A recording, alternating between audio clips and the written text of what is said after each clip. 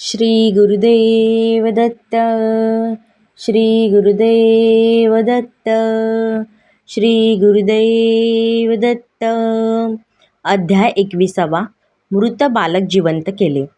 श्री गणेशाय नमा. सिद्ध पुढे सांगू लागले. त्या ब्रह्मचार्याने त्या स्त्रीची विचारपूस केली. तिचे सांत्वन करण्याचा प्रयत्न केला. बाई ग, या संसारात कोणी कायम टिकला आहे का? पाण्यावरचा फेस किंवा बुडबुडा असतो तसे हे जीवन क्षणभंगूर आहे. 5 तत्वे एकत्र येऊन हे शरीर दिसू लागते व पृथ्वी आधी ती तत्वे विलग झाली की शरीर नाश पावते. त्या पंचमहाभूतांचे गुण मायेच्या पाशांनी माणसाला भ्रांती निर्माण करतात. पुत्र, मित्र, स्त्री आदी विषयांवर आसक्ती उत्पत्ती करतात. हे 3 गुण आहेत. सत्वगुण दैवी असतो, रजोगुण मानवी असतो, तमोगुण राक्षसी असतो. त्या गुणांच्या प्रभावाने ती कर्मे घडत असतात. चांगले अथवा वाईट जसे कर्म असेल तसे त्यांचे फळ मिळते. गुणानुसार इंद्रियांच्या भोगांची वासना प्रबळ ठरते व सुखदुःख भोग पुढे येतात. कल्पवर्षेही ज्यांचे आयुष्य असते त्यांनाही अंतकाळ असतोच. देहाधीन असणारच, नित्यत्व नाहीच. मनुष्य जन्माला अथवा मृत झाला तरी सुख वा दुःख मानू नये. व्यक्त ते अव्यक्त होते व अव्यक्त ते व्यक्त होते. तो जन्मला तो नष्ट होणे अटळ आहे. कोणी बाळपणी मरतात तर कोणी म्हातारपणी मरतात.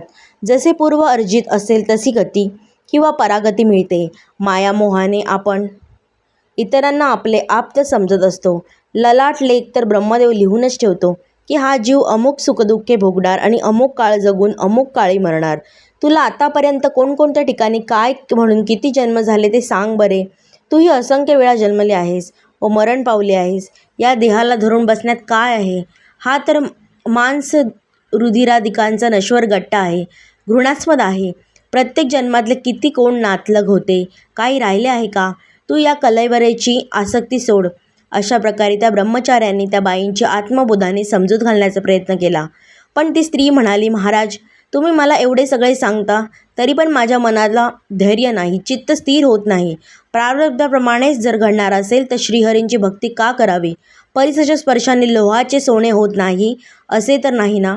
मी व माझे पती आधीच दुर्दैवी. आमचे 5 पुत्र गेले. उपासना करून पुत्र जगतील असे विप्रवचन ऐकले व औदुंबर क्षेत्रात स्वामींनी स्वप्नदृष्टांत दिला की आता दीर्घायुष्य पुत्र जन्माला येतील. पण ते खोटे ठरले.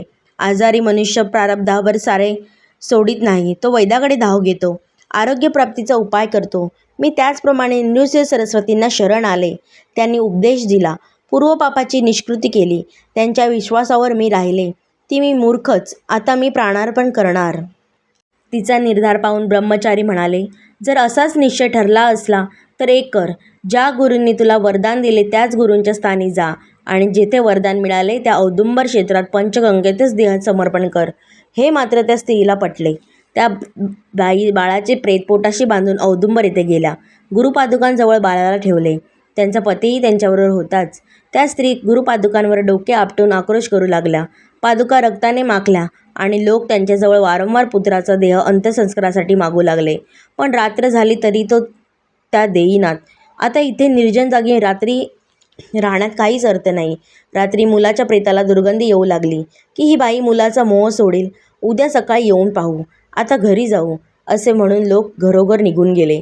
इकडे शोकाकुळ अवस्थेतच रात्रीच्या 3ऱ्या प्रहारात त्या बाईला ग्लानी येऊन झोप लागली. तेव्हा त्यांच्या स्वप्नात भस्मांकित रुद्राक्षधारी जटाधारी व्याघ्र चर्म परिधान केलेले त्रिशूळधारी योगी दिसले. त्या बाईंना म्हणाले, तुम्ही आम्हाला दोष देऊन व्यर्थ का आक्रोश करता? तुम्ही आता भय व शोक सोडून द्या. तुमच्या मुलाला काय झाले आहे, मी त्यावर उपाय करतो. असे म्हणून त्यांनी त्या बालकाच्या सर्वांगाला भस्म फासले. मुलाचे मुख उघडून त्यांनी त्यात प्राणवायूचा संचार केला. तुमचा पुत्र मी तुम्हाला जिवंत करतो असे त्यांना आश्वासन दिले. इतक्यात त्या स्त्री दृष्टांत पाहता पाहता जाग्या झाल्या. जे मनात असते ते स्वप्नात दिसते असे मनाशी म्हणत त्या आश्चर्यचकित झाल्या. बाई पुन्हा मुलाच्या देहाकडे पाहून रुदन करू लागल्या. तोच त्यांना असे दिसले की मूल थोडीशी हालचाल करीत आहे. थोड्याच वेळात बाळाच्या अंगात चेतना व उष्णता आली. तो मुलगा उठून बसला. पती व पत्नी थक्क होऊन पाहू लागले. तो मुलगा उठून आईला बिलगला. त्यावेळी तिने त्या आवेगाने मुलाला छातीशी धरले. त्याचे वर्णन काय करावे. तिला एकदम पान्हा फुटला आणि ती मुलाला स्तनपान देऊ लागली. त्यानंतर पती पत्नी मुलाला घेऊन औदुंबराला प्रदक्षिणा घालून गुरूंचे स्तवन करू लागले, क्षमा मागू लागले. पादुका जळाने प्रक्षालन करून त्यांची पूजा केली. तेथे दीप लावला. भक्तिभावाने तेथे गुरुस्तुती करू लागले. त्यावेळी गावातील ब्राह्मण वृंद तेथे आले. सर्वांना पुत्राचा सजीव होण्याचा प्रकार पाहून आश्चर्य वाटला. स्वामींचा जय जयकार होऊ लागला. त्या पतिपत्नीने तेथे ब्राह्मण भोजन घातले. मोठा उत्सव केला. अशी कथा सांगून सिद्ध म्हणाले, नामधारका, औदुंबर क्षेत्राचा महिमा कसा आहे त्याची एक गोष्ट मी तुम्हाला सांगितली. त्या स्थानात गुरूंचे नित्य वास्तव आहे आणि जी काही कामना असेल, इच्छा असेल ती तेथे गुरु सेवा, औदुंबराची सेवा, उपवास आणि तीर्थस्नान आदी उपासने फलद्रूप होते. अशी सत्य कीर्ती सर्वत्र आहे. अपत्यप्राप्ती, रोग दूर होणे, दैन्य दूर होणे, मंदबुद्धी, कुशाग्र होणे, बहिरेपणा, मुकेपणा, अंगहीनता जाणे असे अनेक प्रकारचे फल तिथे उपासना केल्यास प्राप्त होते. बरे, तो औदुंबर वृक्ष पवित्र कल्पतरूच आहे. साक्षात दत्तस्वरूप असे नृसिंह सरस्वती स्वामी तेथेच अंशरूपाने राहतात. तर आपली सर्व मनोकामना का बरे पूर्ण होणार नाही? 21वा अध्याय समाप्त. तुम्हाला जर अध्याय ऐकायला आवडला तर व्हिडिओला नक्की लाईक आणि सबस्क्राईब करायला विसरू नका. थँक्यू. तसेच धन्यवाद.